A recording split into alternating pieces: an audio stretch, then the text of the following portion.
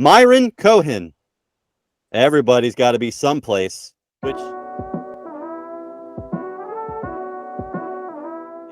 Which, with that name and that face, makes me think it's an album, like a comedy album.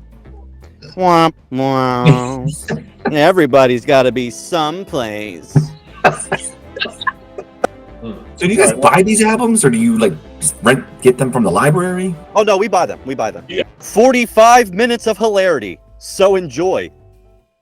This is a comedy album, folks. The first time MYRON COHEN walked into RCA Victor's New York offices on 24th Street, he was unaware of a greeting given him by the receptionist, much to the receptionist's relief. Her immediate response upon seeing COHEN was involuntarily. She had flung her arms in his direction as if to say, "Tell me a story." Okay.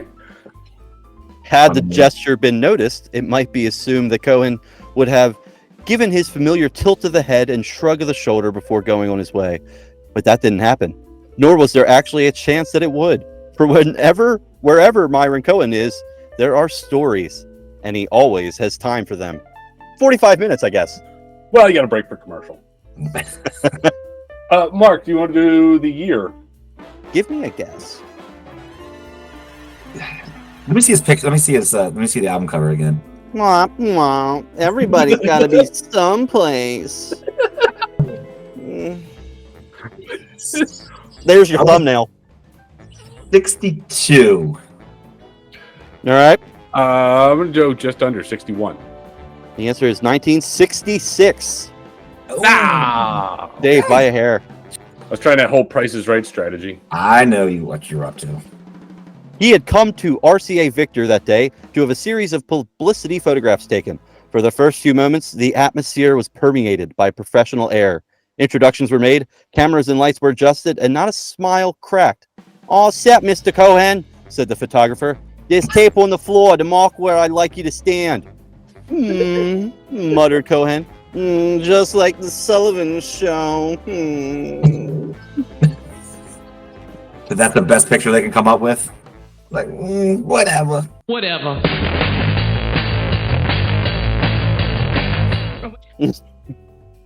Oh, that's the one on the back?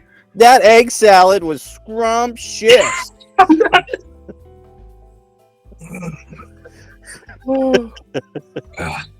Just like the Sullivan Show. Not a grin. Well, he had tried to break the ice. Back to business. The first dozen photographs taken tell the story.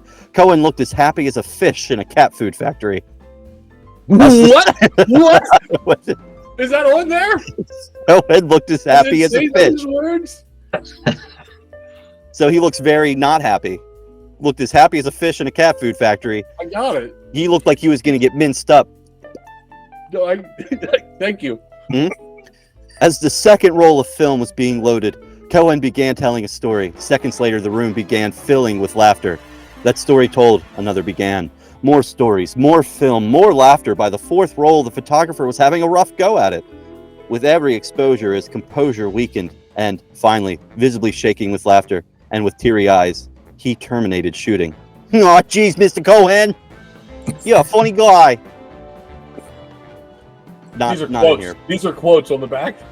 Not that last part, but everything else. Up to Yeah, add some color to it. COHEN appeared at the 24th Street to look at the photos. In an adjoining room to the photo lab, a business meeting was in progress with RCA Victor's art director and 4 other executives.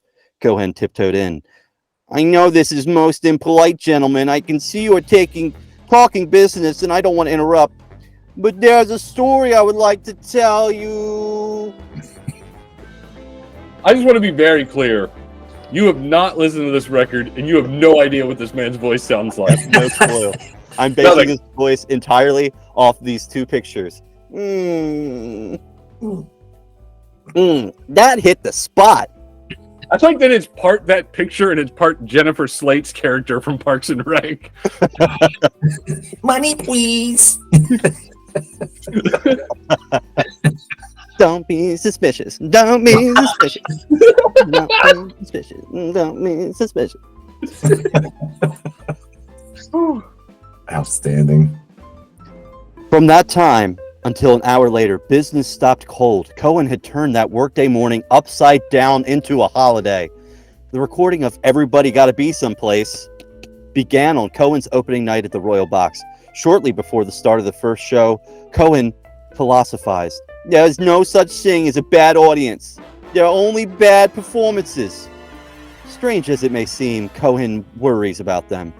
Of that night's show, Nick LaPole wrote in the Journal American, "Myron, probably the nation's top raconteur, was his usual self, which means that every one of his stories was delivered with impeccable timing and diction." We've heard many of Myron's stories before, but it just doesn't matter with him. There wasn't one of his jokes that we didn't enjoy, and there was no doubt but that the sellout audience found Mr. Cohen as enjoyable as we did. They just wouldn't let him leave stage. The day Cohen had stopped at the 24th Street to hear a playback of this album, the receptionist appeared to blush as he walked past her. She didn't even say hello. It's a shame. All she had to say was, "You gonna tell me a story?" And Myron Cohen's time would have been hers. We have a 10-minute segment called Husbands and Wives and Lovers. In sections. Okay, this is stand-up 101. Willpower, divorce, My wife, please. A Winter's Tale. Mozart was here. The Kloppen Diamond, Unexpected Company. Some of these are chapters from The Hobbit, just to be clear. I'm pretty sure that's the book George R.R. Martin isn't done writing. It's all in this. It's all the secrets Divorce in here. Proceedings, A Winter's Tale. Salesmanship, Nose Job. Those are from Two Elephant Stories, of course. Life in the Sun, Informal Attire, The Unquestioned Answer, Silent L's, Majorca. Is that a nonsense word? Maybe a slur. It's hard to tell with these things. I don't care what Twitter says. Majorca, soft J, is the largest island in the Balearic Island archipelago in the Mediterranean, off the coast of Spain. I put it both ways. I don't like this character. I love him so much. Can we, how long for parody laws? I don't know the rules. Can we just re-record all of this album? Like, can you learn it and just start doing his stand-up? Yes, I would. It would be my honor. Does it talk about his comedic style? I mean, it just says he's a storyteller. It's like, That's, I mean, a lot of these things, just like the titles of the tracks say short stories. Like side 2 starts with short stories. First Class Taxi, Roman numerals, World Politics, the Taft-Hartley Bill. ooh. Yeah. I mean, they did comment on his timing and diction as well. So I think I get the sense he's sort of like an everyman comic who like can do like mass appeal, isn't pushing edgy, probably occasionally sort of like winks at an edgy joke would be my guess. But I thought you were going to say he kind of is the observational humor. Yeah, I think it's the very observational, but yeah, it doesn't. What's the deal with soup Nazis? Elaine. He's a very giant Jerry Seinfeld sort of. I was going to say Larry David. I was going to say, yo. He looks like Larry David. Same haircut, same barber. Why do I gotta say goodbye to people? I just want to leave the party. I don't want to talk to you. I don't want to follow that. I'm going to put these episodes in a different order.